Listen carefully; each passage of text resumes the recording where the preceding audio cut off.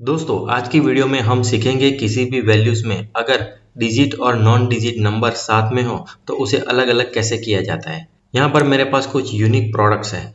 यहाँ पर non digit यानी कि टेक्स्ट और डिजिट यानी कि नंबर साथ में है और यहाँ पर मुझे नॉन डिजिट नंबर को अलग शो कराना है यानी कि नॉन डिजिट वैल्यूज को अलग शो कराना है और यहाँ पर डिजिट वैल्यूज को अलग शो कराना है। यानी कि यहाँ पर टेक्स्ट निकल के आ जाना चाहिए इस कोड से और यहाँ पर नंबर निकल के आ जाना चाहिए इस प्रोडक्ट कोड से।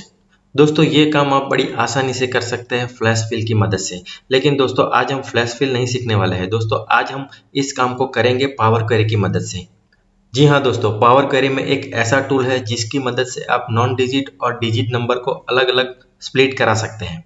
और दोस्तों पावर क्वेरी की खास बात यह है कि आप जो भी काम पावर क्वेरी में करेंगे वो कम्प्लीटली डायनेमिक हो जाएगा। इसका मतलब है कि फ्यूचर में आप यहाँ पर कोई नई एंट्री करते हैं यूनिक प्रोडक्ट कोड की जहाँ पर नॉन डिजिट और डिजिट नंबर साथ में है तो यहाँ पर आपको पूरी प्रोसेस फिर से रिपीट करने की ज़रूरत नहीं रहेगी। सिर्फ पावर क्वेरी को आप रिफ्रेश कर दीजिए और आपका काम हो जाएगा।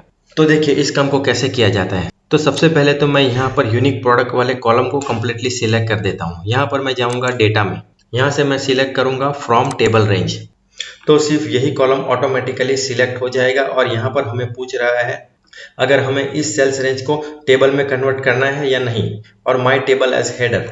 तो हमें इस चेक बॉक्स को सिलेक्ट ही रखना है क्योंकि हमारे सिलेक्टेड सेल्स रेंज में हेडर है। तो मैं यहाँ से ओके करूँगा तो हमारा डेटा अब पावर क्वेरी एडिटर की विंडो पे चला जाएगा। तो यहाँ पर आप देख सकते हैं यूनिक प्रोडक्ट की पूरी सेल्स रेंज यहाँ पर शो हो चुकी है। अब अगर यहाँ पर आप होम टैब में स्प्लिट कॉलम में जाके bye non digit two digit को सिलेक्ट करेंगे तो यहाँ पर नॉन डिजिट और डिजिट नंबर अलग अलग हो जाएंगे, लेकिन हमारा जो ओरिजिनल कॉलम था वो यहाँ पर नहीं शो हो रहा है।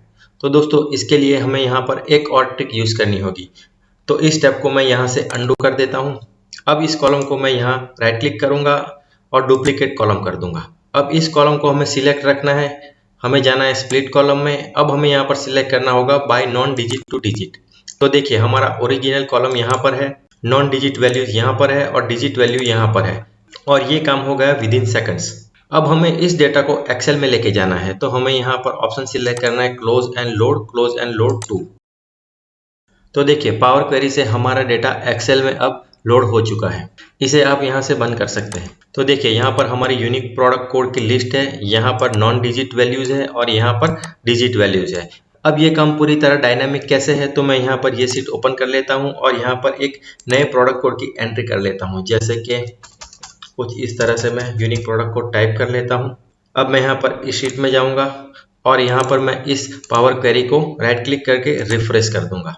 तो देखिए हमारी नई एंट्री यहाँ पर शो हो चुकी है। हमारा यूनिक प्रोडक्ट कोड, इसमें से नॉन डिजिट वैल्यू अलग हो चुकी है और डिजिट वैल्यूज अलग हो चुकी है। तो दोस्तों अगर आपके पास भी कुछ इस तरह का डेटा हो और अगर आपको भी डिजिट और नॉन डिजिट वैल्यूज को अलग अलग करना है तो आप पावर क्वेरी का यूज कर सकते हैं।